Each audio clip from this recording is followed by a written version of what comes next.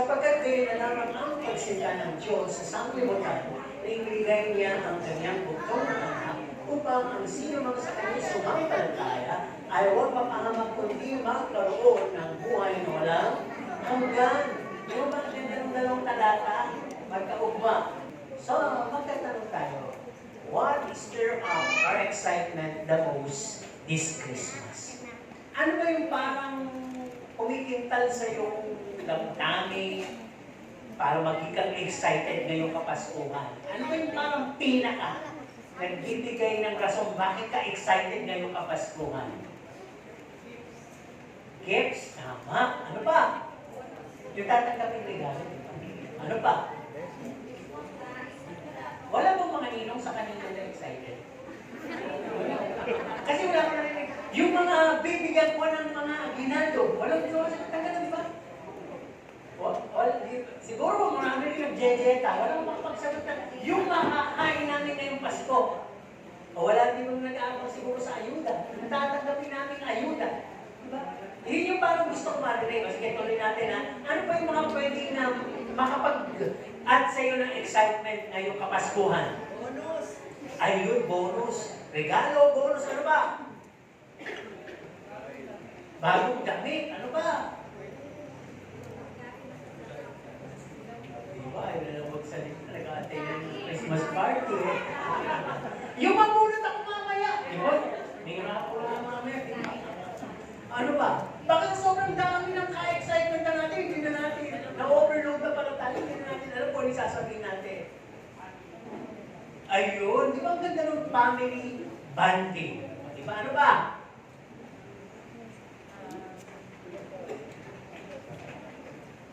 God's blessing. Di ba? Wala, di ba mga Christian tayo? Wala ba naman? Sige, tuloy. Alam ko, siguro nagkakalkate pa kayo sa inyong mga isip. Nakaharangan siguro na yung ng mga hamon at keso di Bola. Baka nandyan yan eh. Baka yun pa yung nagtatalo. Bibili ba ako lang ako? Bibili ba ako ng Bola? Pero nagsimula naman kami. Sabi lang, kaya bakit lang daw eh. Baka yung mga maabala sa isipan ninyo. Ano po? Puray mo na natin yan. Tuloy tayo dito sa pangalawang talo. Do you expect a lot of gifts this Christmas? Sino yung maasa sa maraming regalo? Taas ang dalawang kamay. Asa siya. Pero alam niyo kung kanino magagaling. Oo, pero kay Lloyd, alam niyo kung kanino. Hindi. Eh, huwag kayo maasa. Dapat, asa ka kung alam kung may magbibigay. Yun nga lang, di ba? Kung maasa ka, walang binigay, masakit. Tama po ba? Okay. Tuloy tayo. Kung bibigyan ka ng pagkakataon ng makatanggap ng malaking pera, hindi natin alam, mali mo, tumaya ka sa loto, nanalo pa. No? Pipiliin mo bang magbigay, mag-share, iba ka dito? Pipiliin mo ba o hindi? Kanino? Excited mo na. Nakaka-excite nun. Ganun eh. Talagang yung mawala. Ay, ako, paano ba yan? Paano ka? Ang mga alunod po kayo. Tandaan nyo, alunod po kayo. Dadaanan kayo ng blessing. At pag binaanan kayo ng blessing, di ba yung kapumulan? Nababasa kayo. Ibig sabihin, meron din sa inyo, hindi lahat sa inyo. Mapera na lang, maraming alunod. Di ba? Eh, di ba pag maraming alunod at napuno naman ng tubig yun, eh, masisira din naman. Okay, sa pang tanong. If you be given a challenge, kung aamunin ka, na magbigay ng isang valuable, pricey, mamahalin at sentimental value na manggagaling sa'yo, ano kaya yun? Na ibibigay mo, hindi sa gusto mo, sa isang kahako. Diba? Sa isang magnanakaw, sa isang rapist, o sa isang makasalanan na lang. Ayan. Ano yung isang valuable, sentimental value, pricey, mahal siya, na pwedeng, kaya mo ba parang ibigay yun? Kaya mo ibigay yun? Hindi. Yun pag-uugaling maganda yun. Ang sinasabi natin ito, literal na regalo. No? Kung meron kang isang hawak na hiyas na maaring sentimental value ko sa iyo, pamana pa ng kanununuan, ano po? Kung napakamahal kaya, O may halaga? Kaya mo ba siyang i-let go para sa isang taong o sa isang pangkaraniwang tao? O ba't natigilan kayo? Wala, di ba? Okay. Kaya ko naman tinanong tong mga to, kung hindi ko kaya, si Jesus kaya nyo bang ipamigay? Tingnan nyo, Panginoong Jesus na lang, ayaw pa nyo ipamigay. Kaya yung kahitan natin. Kung ang Panginoong Diyos nga, hindi niya ipinagdamot yung napakahalaga sa Kanya, yung kanyang bugtong na anak. No, hindi niya pinagkait, binigay niya. Di ba? Higit pa yun, priceless yun, siyempre. Bugtong na anak ng Diyos, binigay niya. Kaya po kayo sinusunod. Dahil tayo niligtas ng Diyos, at dapat maging katulad din tayo ng Diyos. No? Mapagbigay. So mga bagay-bagay pa lang to ay maaaring nakita na tayo o nasubok na tayo. Tuloy tayo. Huwag kayo malungkot. Amen? Pag-usapan natin nung bahagi, may ilang itong sermon na to. The superficiality of Christmas. Ibig sabihin yung pagiging pakunwari ng Kapaskuhan, gayak ng Kapaskuhan, o hypocrisy of Christmas. Alam niyo to? Yung ibig sabihin may magic. Kung kailang Pasko nangyayari, ang mga bagay na hindi naman nangyayari. Pero hindi pa rin siya lubusang puro o 100%. Kaya sinabi, superficiality of Christmas. Ano ba itong mga to? Una, lahat po ba tayo ay nagbibigay? Nasubukan magbigay? Kanino? Sa bonito, monita, inaanak, kumare, kumpare, anak, asawa, magulang, taong nabunot mo, etc. Di ba? Pero, iilan lang dyan yung nasiyahan tayo. O yung buong puso tayong nagbigay. Di ba yung kung nakikita nyo sa TikTok yun, ewan ko kung scripted yun o yung mga nanay na nagagalit. Ano ba to? Ganito lang yung natanggap ng anak ko, di ba may mga sa TikTok. Sabi nyo, 150. Eh, 20 lang to, plastic pa. Umiiyak yung nanay, di ba? Ay, di ba, nakanood ko minsan ko, pasunod-sunod na, puro gano'n. Di ba? So, sabi nga ni Pastor, ng aking ama, ayaw niya ng mga exchange gift. Gamuhan daw niya. Di ba? Kung maaari daw, wala na exchange gift, kung maaari, kung gusto mo magbigay sa taong yun, magbigay ka. Agree ba kayo doon? Yes. So, wala na tayo exchange gift mamaya. Meron pa rin. Lahat po ba dito ay bumili ng regalo? Lahat po ba dito ay naglista? Magkano halaga nun? Pero nakita ko iba, talagang ang halaga, 800. Yung iba pang 500, parang ilan lang talagang 200 yun no? Kaya kung kayo ay nag-aangat ng gano'n, kung galati yung inyong nakapulot sa inyo, pwede. Di ba? Pero kung hindi, pagpasensyahan natin. Kasi may narinig ako ibibigay ko yung 3 wish niya. Uy, di ba? Ibang iisan mo, napakarami namang wish. Ano ba yan? Wala siguro minong yan. May kanya-kanyang issue, pero tuloy tayo dito. Kaya dati sinabi dito, minsan kasi, di ba, kaya kung kayo tinanong kung nagbibigay kayo, huwag natin, hindi natin may tatangin, meron tayong favoritism. Di ba? Sa mga inaanak, hindi lahat ng inaanak nyo, pare-pareho yung laman ng binibigay nyo. Yung mag-inyong sa inyo, yun ang medyo maganda, malaki, pero yung minsan nyo lang makita, at para bang nag-iisip ako magmamano at babatiin kayo, at kung ordinaryong araw, nasa salubong kayo, hindi naman kayo binabati. Pero pagpatot, no! Inom na, no? Eh, parang nakakapagbigyan, di ba? Eh, yun. Ano ba? Ang tinatawag na pagbabalat kayo ng Kapaskuhan. Pangalawa, nag-iimbita tayo sa ating mga bahay ng mga taong kakain ng ating handa, pero pinipili lang natin yung may dala at makapagdadala ng kapalit.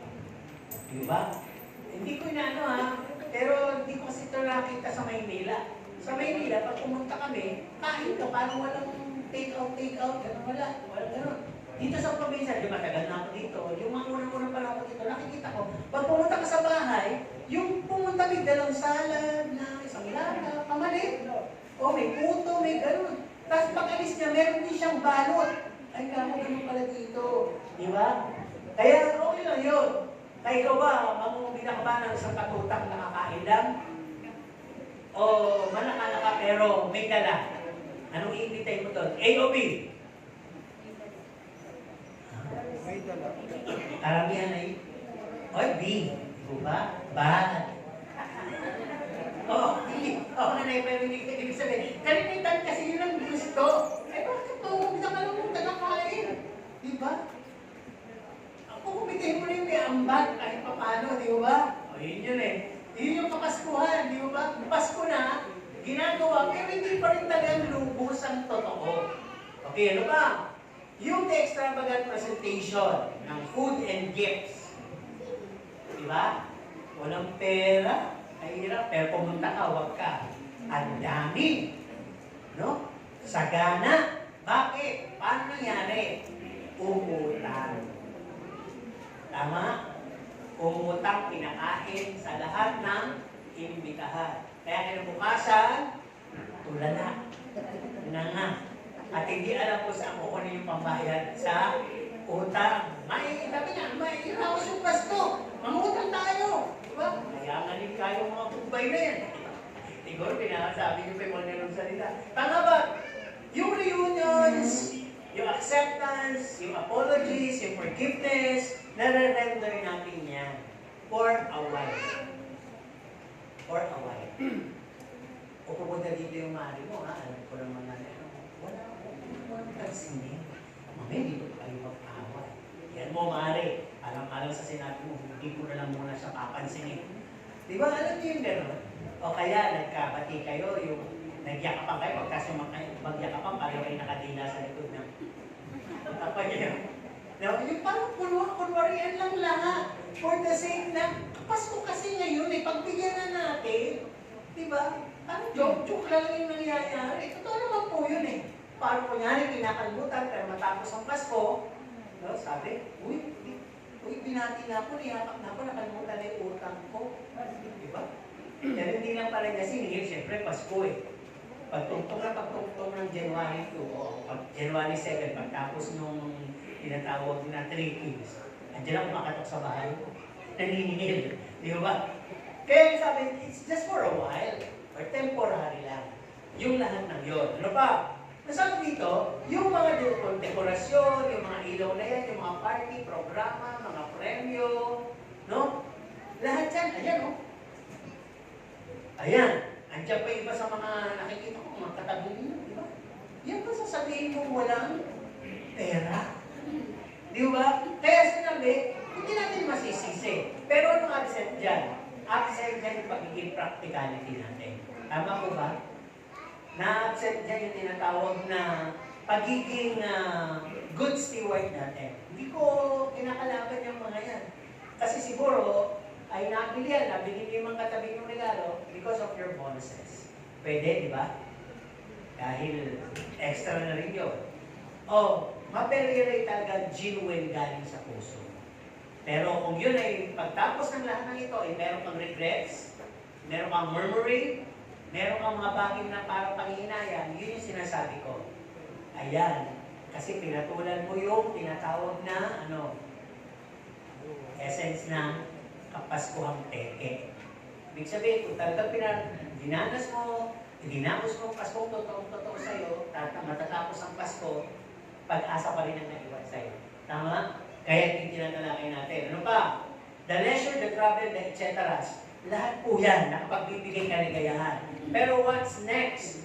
Once the season ends and all of this disappears. Di ba yun lang, kasi dati, naglalakad ako sa plaza. Yun lang, naglalakad ka ng daling araw. Di ba gabi pupunta ka, napakadaling tao. Paglakad ng daling araw, alas 4, ang linis na. Walang kalat, nalinis na. Pero hindi yung ilaw nakasindi, ang saya. So nasaksihan ko dyan yung hanggang tinatanggal na yung mga dekorasyon. Parang nangyari, ginaya ka ng napakaganda ng plaza. Tapos ito na tapos ng Pasko, tinatanggal na yung dekorasyon. Habang tinatanggal, yung mga tao doon narinig ko, nakakalungkot. Hindi naman kaya pwedeng hanggang ng Pasko uliyan dyan. O tingnan nyo. Ang gusto na lang sabihin ay sana araw-araw Pasko.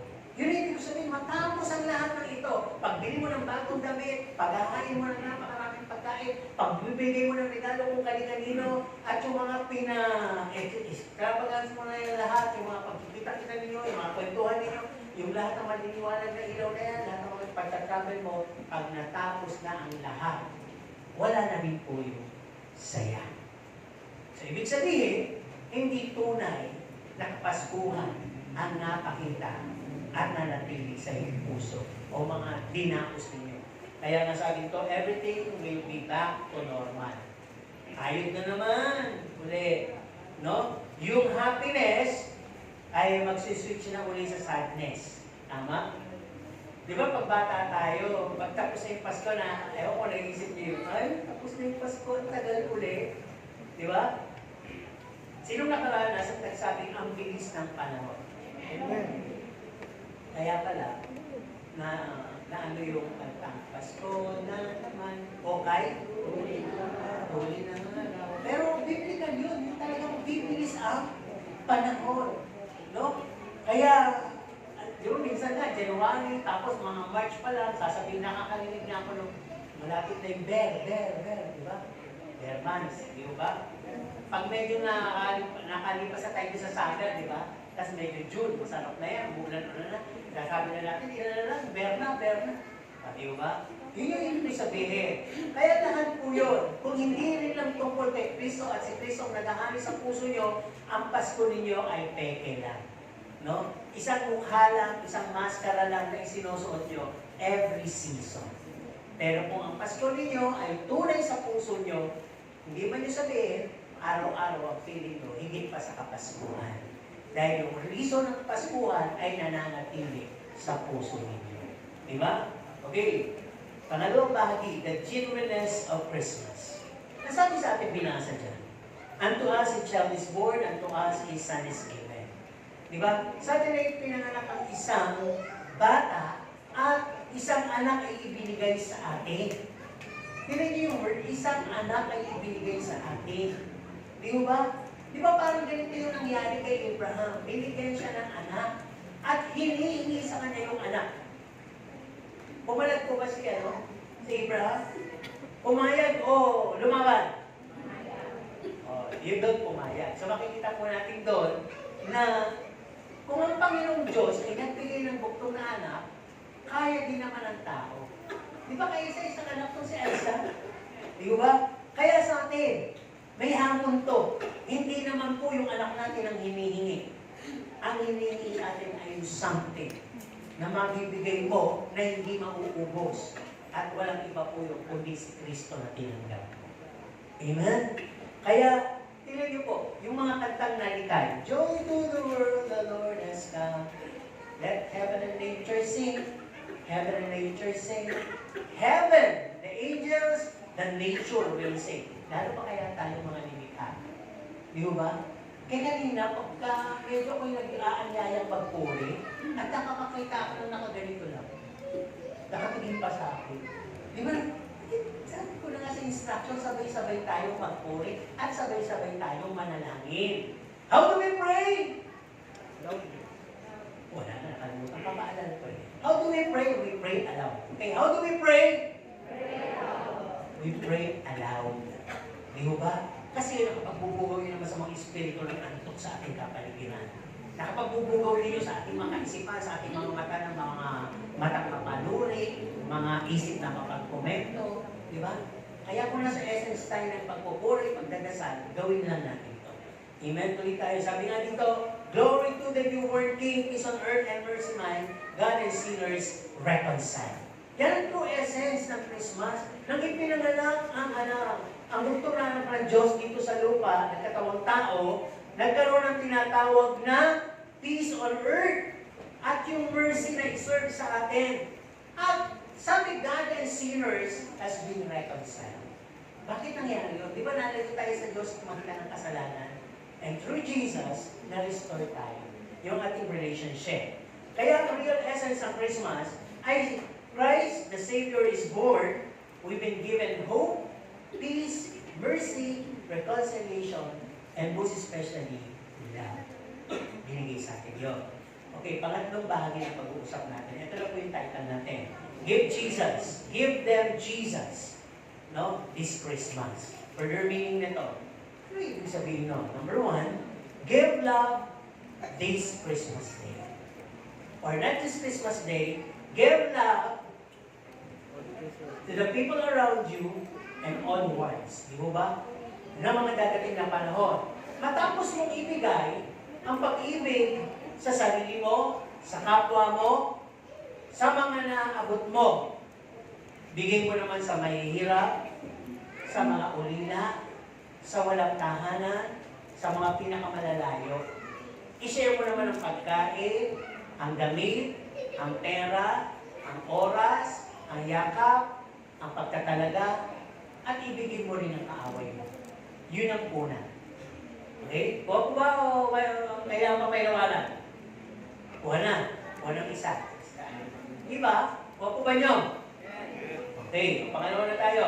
Ano pa pwede ibigay natin pag sinabi natin, give them Jesus this Christmas? Give and share the goodness of salvation to those in jail, hospital, home care, and street dwellers. Di ba? Sino pa bang aabot sa mga nakakulong, sa mga nasa ospital, sa mga tinatawag na home for the aged, sa mga nakatira lang sa diyan sa kalsada? Sino pa bang aabot? Wala. Itong pakahatin lang nyo sa sarili nyo, baka hindi nyo na inaabot, panay pa ang komento nyo. Sindikato nyo. Umilat ka dyan. Baka panay din ang ano nyo. Ganyan, di ba? Nandibihim pa kayo. Aba, hindi po kayo lang ng Diyos pag gano'n ang inyong pinagagawa. Kaya kinakailangan, i-share natin yung goodness of salvation.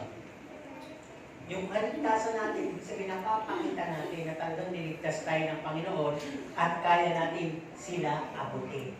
At tayo yung mga tinatawag na tagapag-abot ng pag-ibig ng Panginoon sa kanila. Okay, ako na. Pangatlo, ang ibig sabihin ng give them Jesus this Christmas. Let's learn to show our newfound life in Christ. Sino po ba dito ang mga bagong nilalang na? Sagot. Sino yung mga bagong nilalang? Paano nangyari? Nakampi. Pwede ba ganun lang? Tinanggap nyo ang Panginoong Jesus at kayo kay Kristo na, at sino man kay Kristo ay isa ng bagong nilalang. May pakita ninyo yung pagiging bagong nilalang ninyo. Anong ibig sabihin dito? No? Nasabi dito, seek peace. Sino po dito yung magaling maghanap? Sino naman yung tamad maghanap nung nawawala at bintang ng bintang?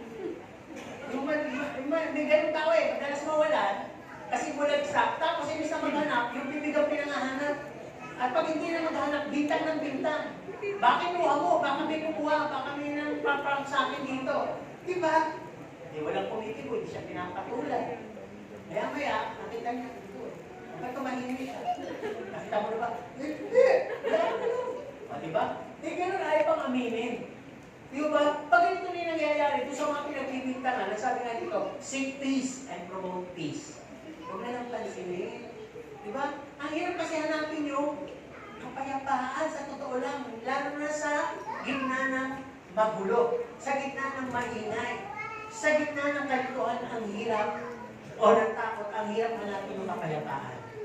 Ngayon, para mahanap mo, always know that Jesus, the peace giver, is always resided in your heart. Nandiyan na siya.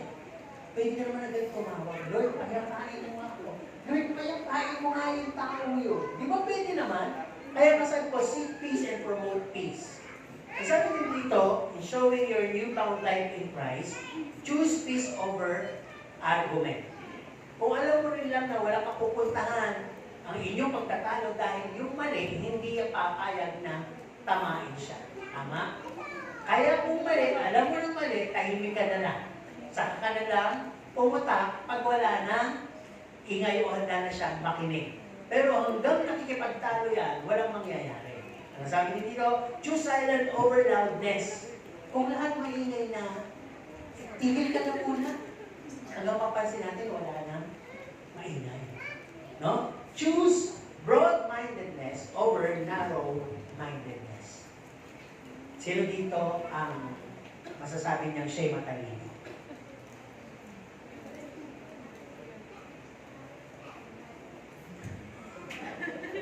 Wala.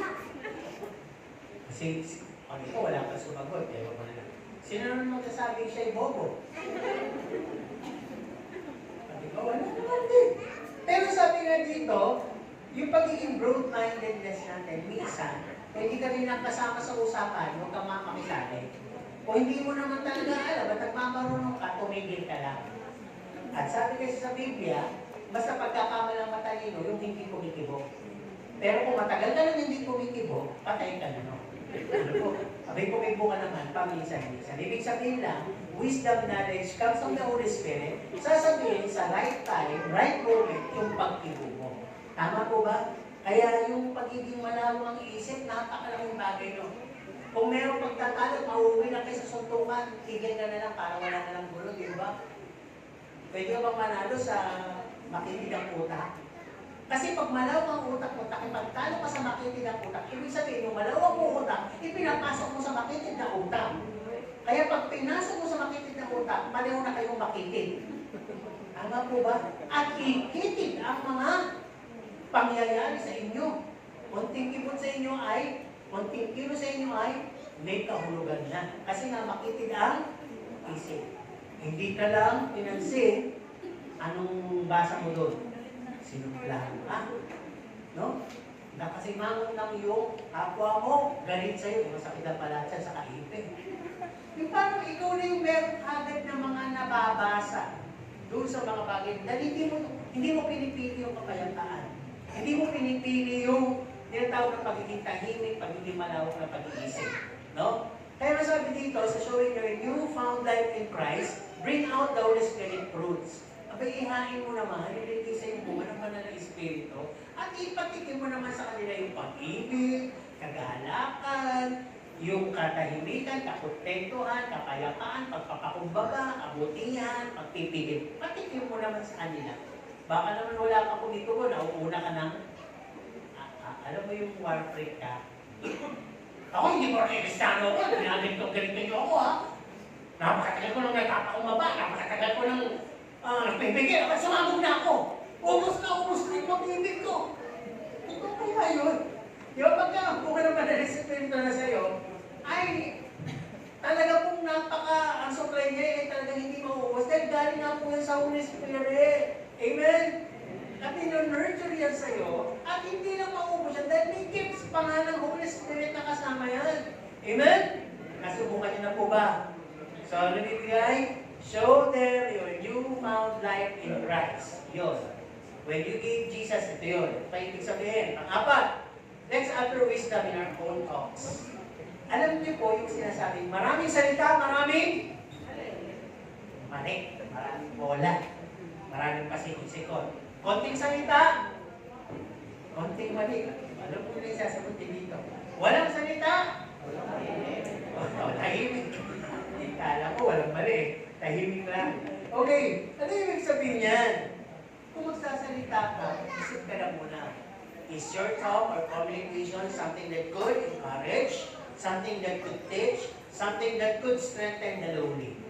Yung magsalita mo, makapag-i-encourage yan. Makapagtuturo ba yan? Kakaringgan ba yan ng magandang payo? Kakalakasan ba yan ng mahihina? Kaya nga kung magsasalita ka, sabi, piliin mo ang magandang salita. Halimbawa lang ito. Isa kang merchandiser sa shoe store at may naghahanap ng kanyang paa ay malaki hindi makitaan. Wala, paano sasabihin mo? Kasi naman napilaki ng paa niya. Ibang style na lang po kaya. Wala ka rin. Ano ba yan? Kanino mo kasi pinagliyang paa na yan? Tama ba yung mga ganong salita? Di ba hindi? Kaya piliin mo yung salita na maganda. Paano mo kaya sabihin yung magandang salita doon sa hindi makakita ng size at style para sa kanyang malaking paa? Ano? Ay, malaki ka dyan. No. Di ba pwede mo naman sabihin, magkayo na lang po kayo sa ibang department o sa ibang ano po, mall, bakit sila po meron. Kasi wala pa po kaming stock ng ganyan. O, pwede mo sabihin na ubos na siguro yung stock namin ganyan. Yung hindi ka makakapagpanakit ng damdamin. Kasi laki-laki naman kasi ng parang paano elepante. Mapuling. Bakit alam ko kung sabi mo naman, yung pa daw yung paano elepante. Eh, patingin nga ng paa mo. Yung paa mo naman, paano giraffe ka. Parang magkakaroon pa siya ng isip. Di ba? Kung naglalakad, sama ng loob, nakakalkit niya. Yun, hindi maganda. Kasi nga nagbuhat sa isang bibig na matalim. Dapat, kung sasalita ka, nice word. At ito pa, pag kumakatok sa inyo ang chismis, anong pwede niyong sabihin? Tuloy. Mainit ba yan? Ano ba yan? Ano ba pwede niyo sabihin? Sige nga. Ha? Pasado. Pas. Oh, maganda yun. Get out! Diba? Pas. Ay, pinapasa mo kaninong bahay. Kanino ako pupunta? Ikaw lang kaututan nila ako. Di ba? May kwento ako sa'yo. Buhay na kaaway mo. Ano? Papapasukin o anong gagawin? Uy, dadalong isip. Sige na. Pero sabi ko, huwag niyo siyang papasukin. Tama? Kasi nga, ang hinaan natin dito yung wisdom and knowledge sa pagsasalita. Huwag niyo entertainin yung mga chismosa. Kasi yung chismis ng mga ano na yun, style eh. Tama po ba? Uso mo ba chismis ngayon? Di ba uso ngayon bully? Uso pa rin. Ewan ko sa inyo. Ewan ko sa mga nagsabi. Uso pa ba yung chismis? Ay, sa bagay, may Facebook. Usok-uso yan. O yung tingin sa wall nyo. Tapos, gano'n ang gano'n. Chismis yun, di ba?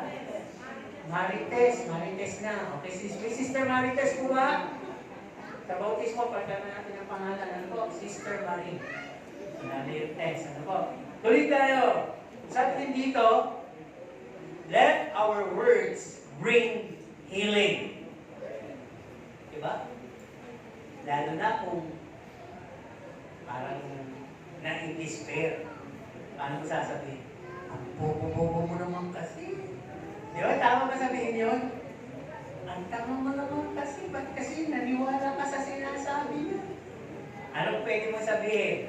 Para ma-heal siya. Yan po siya, marami pa naman dyan. Tama ba yun?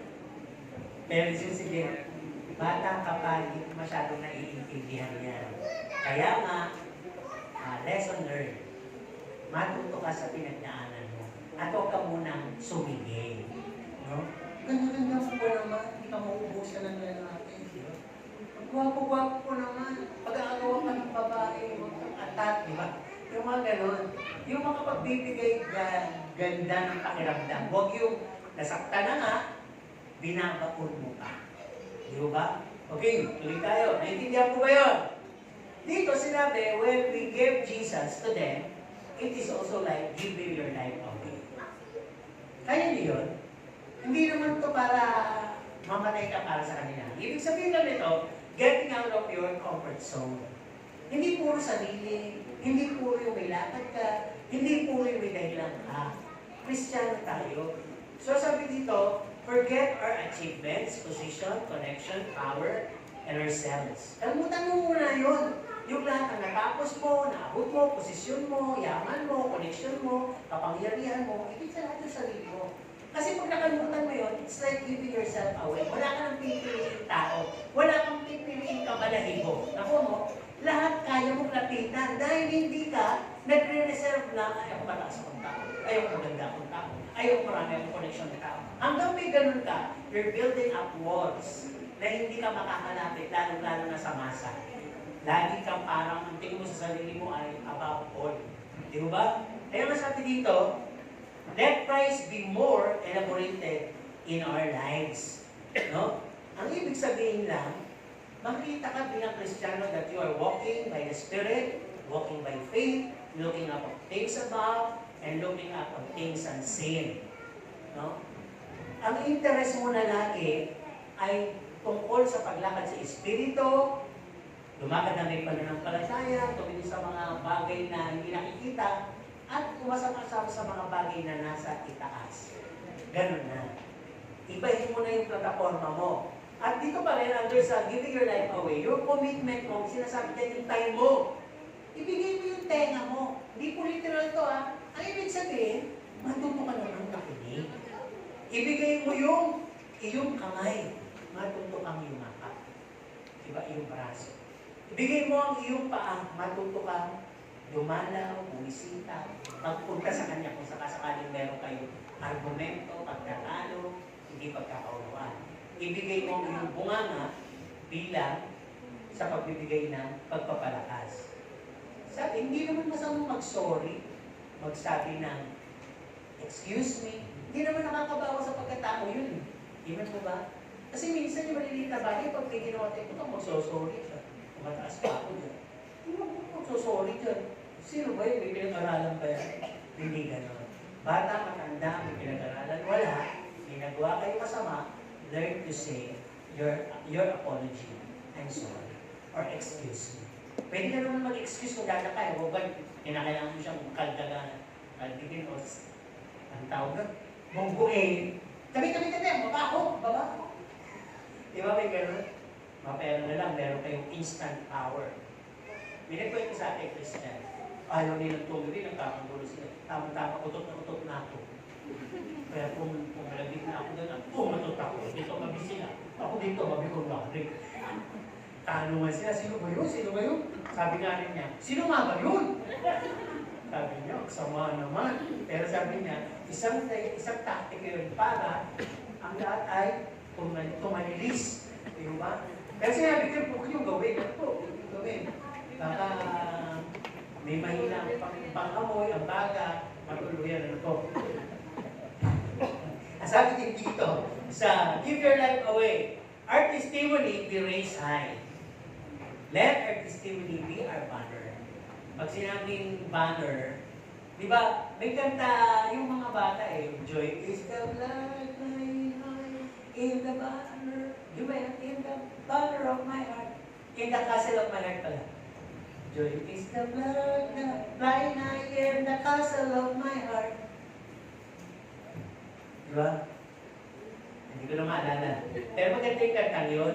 Na sinasabi, meron akong kagalakan na iwinawag ay buhay ko sa taas dito sa kastilyo ng aking puso. Di ba pag may mga nire-raise na, di ba puting flag, suko na. Pero nire-raise mo, a flag of joy. Na kahit may temptation ka, joy pa rin. Kahit mayroong tinatawag na kahirapan sa buhay, joy pa rin. Given you the fruits of the Holy Spirit, you can rejoice and claim your joy. You can always choose to be in joyful mood. Choice lang, di ba yun? Pero ang ganda dito, nasa atin na binigay na ng Holy Spirit, hindi lang natin pipiliin, pagaganahin na lang natin. Amen po ba? Sabi nga ng kanta, I got joy. Tama naman yan Down in my heart. Yun nga lang sobrang lalim. Deep, deep down in my heart. Sinili pag naglalagay ng pera sa sobrang lalim. Ilan po ba ang dapat na tiklop ng pera pag ganyan yung sobrang? Isang tiklop lang, di ba? Ipasok natin para pag kinuha, kukunin na lang ng ganyan. Abay, meron po nagtiklop ng napakalipis. At tinulak-tulak sa kaniliman. Hindi makuha, nasira to yung envelope. Baka ganun yung joy. Sobrang lalim na ng joy. Hindi tuloy lumabas-labas. Di ba ba? Pero I believe, pag ginagamit nyo lagi ang isang bagay, laging refresh. Tama? If you want a joy na talagang refresh, ay lagi nyo pong isuot yung kagalakan.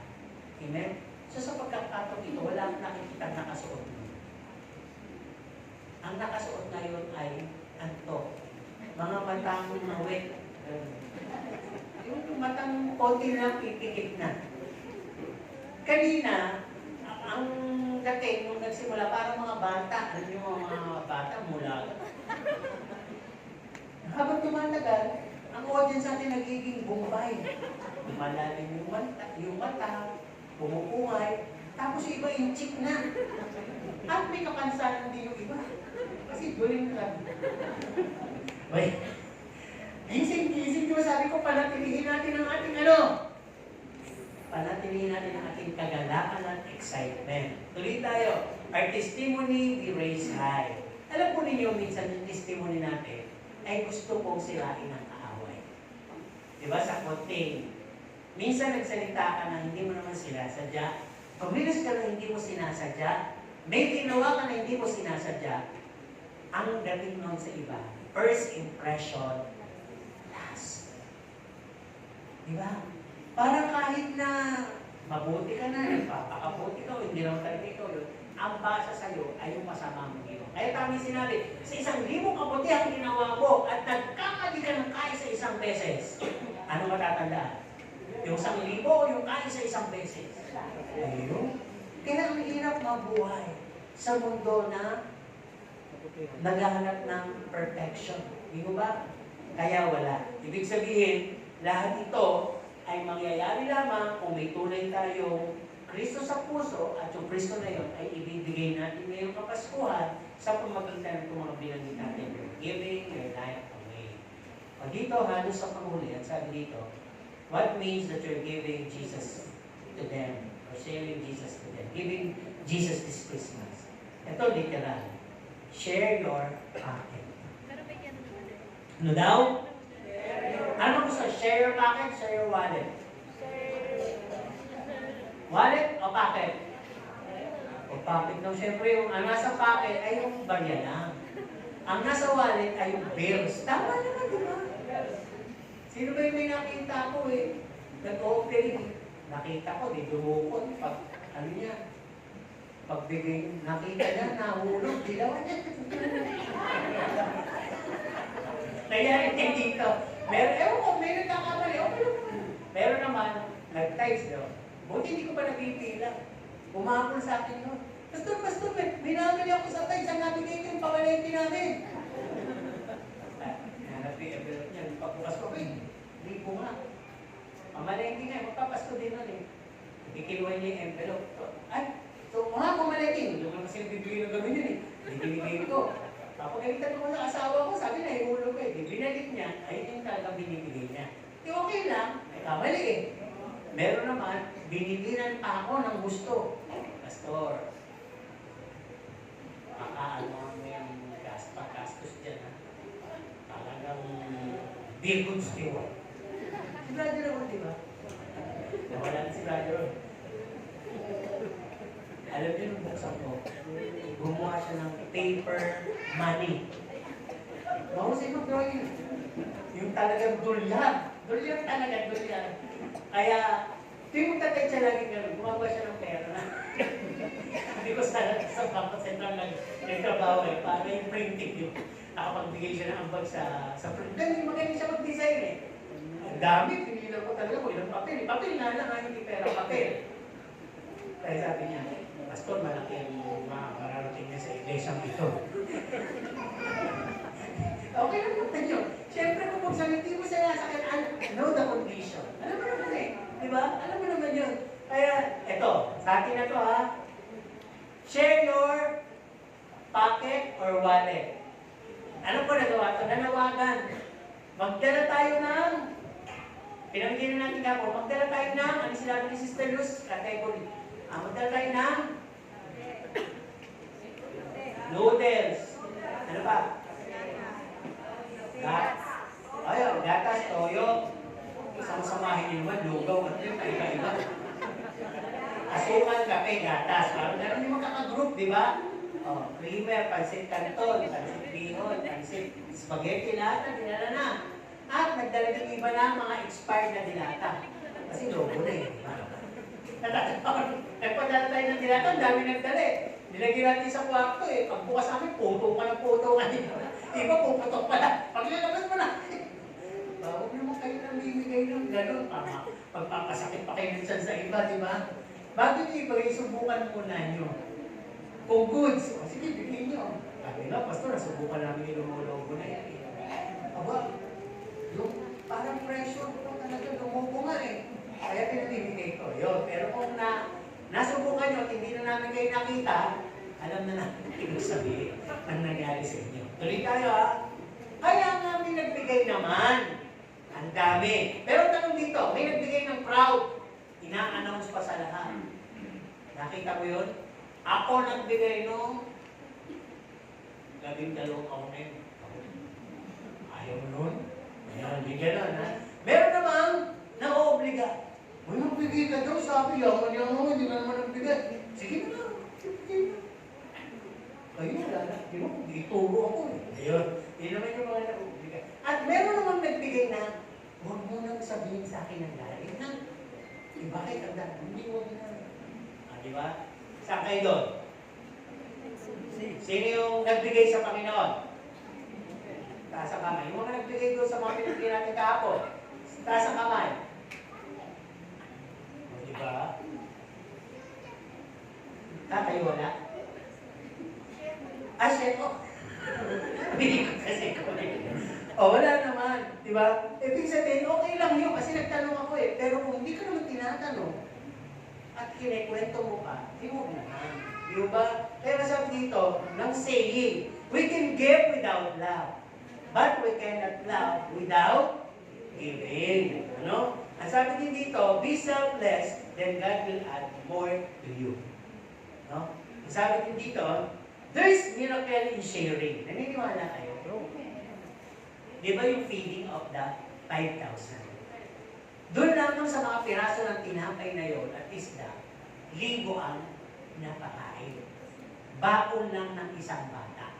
Pero 1,000 ang napakain. Ako po ninyo. So, ano ibig sabihin na? Ang sabi tuloy tayo, giving is touching the soul of the receiver. They'll remember you all at once. Hindi naman yun sa pere. Minsan mas matatandaan ka sa pagbibigay mo na kahit maliit na bagay. Sino yung napaka-appreciative dito? Yung pagka binigyan siya, totoo hindi mo nanloloko ah. Ay, ang ganda! Natutuwa ka? Oo, natutuwa ako. Natutuwa ka. Sabi, 330 pesos lang yun. Di ba nakakasakit naman ng ulo yun, ng puso. Pero ito po yun, pag meron kayo appreciative heart, nakapagbigay kayo ayon sa sinabing amount, pero kayo nakatanggap ng hindi gano'n, skip na yan. No comment. No comment. Pass na. Okay lang. Di ba? Hard lang naman ang program to. Ibig sabihin, meron naman ako niyan. Kaya naman, kasi iba gano'n, di ba? Kasi kami sa pamilya, meron kami exchange. Nasabi ko sa akong kapatid, siguro ako pamadali niyang magganyan. O ano nung nasabi? Huwag ang bugin mo, malating mo yun. Ano sa ito? Ano ba itong pinagsasabi mo na to? Yung pala, huwag na nga mags at saka mga plato, sabi gano'n, mga kitchenware. Puro yun na lang mga regalo, puno na ako niya sa bahay. Huwag na nga. Sinong may regalo mags ngayon? Pera, requested doon. Yes. Diba? Kasi yun ang common gift na yun eh. Yun ang mga nabibili sa department store, mga mags, di ba? Di ba may nausap ang mags yung madilim? Pag nilagay mo ng limit, nilitaw ka. Nilitaw yung picture mo, yung pamilya mo, ikaw, di ba? Sana may ibang ano naman, yung bawa, kung hindi ka masyadong cute. Pag nilagay mo ng tubig, magiging Marian Rivera. Gusto mo lagi may mainit na tubig yung bag na yun dahil gumaganda ka doon. Edited talaga yung mukha mo. Wala talagang eye bags, walang butas, no? At yung buhok na palot, meron na. Sorry pero reality naman to. Di ba? Ibig sabihin, yung blotted na katawan mo, sumexy na. Sana may ganun. Papayag ako kung may ganung mags, di ba? Yung talagang, pag umiinom ka, nakikita nung kapo ko, siya yung nasa mags. Eh, ba't ganun? Gwapo yung nasa mags. O na nga. Nakakaroon na naman ng issue. O, tuloy lang tayo dito. Ang sabi nga, pag nagbigay tayo, o binigyan tayo, nakapagpapasaya po ng puso sa nagbigay sa'yo, yung ipakita mo yung appreciative ka. Tingnan lang natin ang mukha. Mag-survey tayo sa kung ito. Halimbawa, natanggap niyo na yung wish niyo ngayon. Paano mo mapapakita ang isang ngiti na appreciate ka? 1, 2, 3. Ay, thank you, Lord. Uy, ang galing ha. Sana ganyan yan. Pag natanggap niyo na yung regalo ba, kunyari lang, hindi ito. Siyempre, lingiti ko pag ito. Kunyari lang, natanggap niyo na. Hanggang uwian na. Sabi ng magulang, uy, ano nangyari sa'yo? Tulog ka na lang. Anak, tulog ka na. Di ba pagkagising na? Yun ang appreciative. Ang ibig ko sabihin, hindi talaga yung ginagawa mo. Yung saya mo, hindi na-apektuhan. Di ba? Ibig sabihin, dahil lang sa ganong klaseng regalo, dahil lang sa ganong itsura, ay nawala. Nawala yung pagiging Kristiyano mo. Umira yung pagiging ano mo. Diba? Pagiging totoo mo na talagang naghahanap ka pala ng magandang regalo. Ano sabi ng isang kasabihan? It is better to give. Kaya nga, pastor, yung natanggap ko, pinagiging ko na lang din. Baka naman sa issue, hindi mo nagustuhan. Kung pinamigay mo yun, kahit na gustong-gusto mo, okay lang yun. Maybe why. Pero kung pinamigay mo, dahil hindi mo gusto, wala ka pong blessing yun. Hindi mo siya. Diba? Di ba nga tukso, di ba? Kaya yung maingay. Kasi hindi ko na nga siya binibilan. Kaya yung mapaalala. Tuloy tayo. Masabi din dito, giving is sharing. Giving or sharing is like a communicable disease. Halimbawa may ubo. Ay, may sample tayo. Halimbawa may ubo, may sipon, may nagnat, may kakaso. Di ba parang iniisip natin, makakahawa ako. Di ba? Kaya naman pwede ako mahawa. Kasi in season naman yan, lahat yan eh. Pamilya nga namin, may mga ganyan yun. Yung lamig, nagpapalit, mainit, maya malamig. O kaya pupunta ka sa mall, mainit sa labas, pagpasok mo sa mall, malamig. Paglabas mo, tutulo na yung inom mo. Ganyan yan eh, kaya nakukuha. So sabi, communicable. Punta tayo sa word na communicable. Madali siyang ipasa. Ay, ang pinag-uusapan natin, giving eh. Iman mo ba? Giving. Sino dito yung puripot dati, ngayon mapagbigay na? Ako puripot. Pero ako hinahama sa aking asawa. Kasi actually hindi naman kuripot yung aming lahi. Ako lang talaga yung kuripot. Hindi ba? Pero nakita ko, baka naman ako yung sinasabihan nyo ngayon, bakit wala na kami regalo? Nagpaalam naman ako sa inyo, di ba? Sa hindi na ako nagre-regalo sa loob. Nagre-regalo na ako sa labas. Sa mga taong labas. Ano po?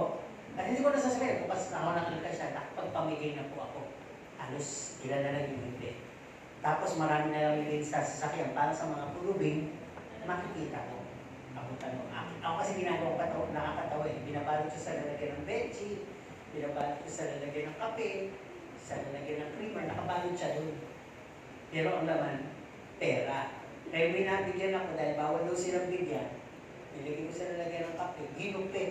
Sabi ko, kasi sabi ko bawal daw eh. Sabi ko, nagkape ka, nagkakape ka. Opo, yan magkape ka. Nag-iinit ng tubig. Tapos, ginupit. Walang lumabas, tinapon. Sabi, na-prank ako ni sir. Sabi naman ng kasama, hindi, si sir pa. Kinuha.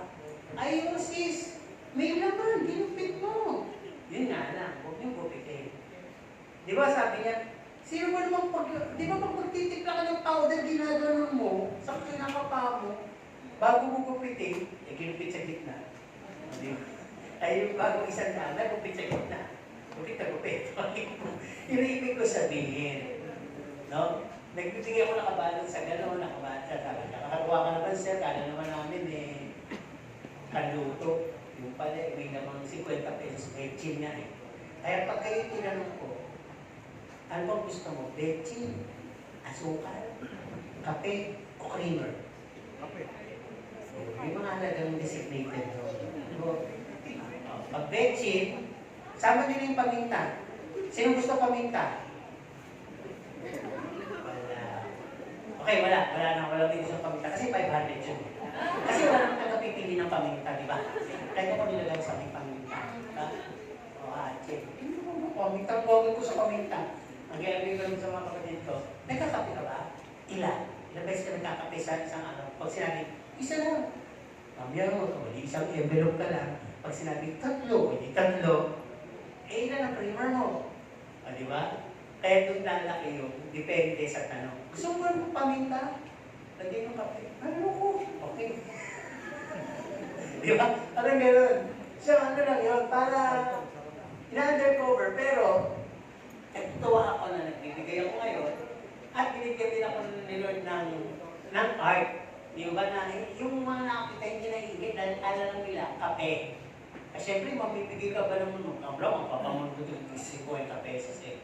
Halimbawa, ito lang tatlong bibigyan ko, siyempre, titingin to. Titingnan ko din sila. Di ba? Eh, at least kung nagpunta ko ng Betchin, kasabihin na nila, ay, pinagluluto. Buti na tayo ibigay ng Betchin. Oh, na-business pa, di ba? Okay, ang dahil kwento, sabi ko, so may lang. Tuloy tayo. Giving is communicable. Nakakaawa yan. Kung kayo mga hawa, ang hawa kayo doon sa kumakita ng pagbibigay. Iman po ba? Sino gustong mahawa? Pagka kayo, kanina pa ako nagsisermon, hindi talaga nakatig ang puso ninyo. Sino gusto magbigay? Amen. Diba? Kaya nga, why don't you? Teka lang. Okay, hindi ko altar calling yun ano po. Antayin ni Michael Jackson. Okay, alas muli, sabi dito, giving is portraying God's act of giving His begotten Son to this world. At mapagbigay ka pala, namana mo sa Diyos. Di ba? Ang Diyos mapagbigay. At ang anak ng Diyos, mapagbigay din. Actually, ang hamon ng sermon, hindi naman pera, hindi. Ang ibigay nyo si Jesus na tinanggap nyo. Yun na nga lang, iba-ibang kaparaanan. Pakita nyo magandang ugali nyo. Di ba? Yun yung mga sinabi ko na halos. No? Pakita nyo yung bagong buhay ninyo. Pakita nyo yung pag-ibig. Pakita nyo sa pamagitan ng salita. Pakita nyo sa pamagitan ng oras, panahon. Yun yun. Na ibibigay nyo pala si Kristo sa kanila. Yung nasa sa inyo, na ibibigay nyo sa kanila si Kristo yun. Kaya huwag kayo magbigay ng ikakasama ng loob nila. Huwag kayo magbigay ng ikakatandaan nila yung bagay nila para umiwas sa inyo. Di ba sabi sa ES, no? May nagsabi na ba? May naiwan ka bang salita? May natuwa ba sa iyo? May natuwa ba sa mga sinabi mo? May nagsabi ba na ganito, ganyan? Ibig sabihin, legacy. Nakapag-iwan ka naman ng magandang legacy. So, hindi mo naman kinakailangan nung malapit ka na mamatay para gawin mo yun. Hindi, ngayon pa lang. Di ba? Kaya on our conclusion, sabi dito, saan makapag-iwan tayo ng magandang legacy sa ating kapwa? No? We could give the best among the rest of our gifts, buying the most expensive gift, wrapped in a special way. Yung packaging niya talagang, sabi natin, tumutugtog pa. No? Umiilaw-ilaw pa. But still, whatever gift it is, ano man yung nasa loob niyan, no? It will someday be ruined and be forgotten. Yung regalo niyong mahal, yung natanggap ng regalo mahal, kahit sino pa nagbigay niyan, isang araw, mapapalimutan niyo na yun at masisira din yun. Pero sabi dito, but if we give Jesus Christ to someone this Christmas and the following mga years ng buhay natin, it will become a good legacy that will be remembered and passed to others. Tama? Yung iniwan nyo sa kanila, yung mas sinabi kong marami na yun, ay maipapasa din po nila sa iba.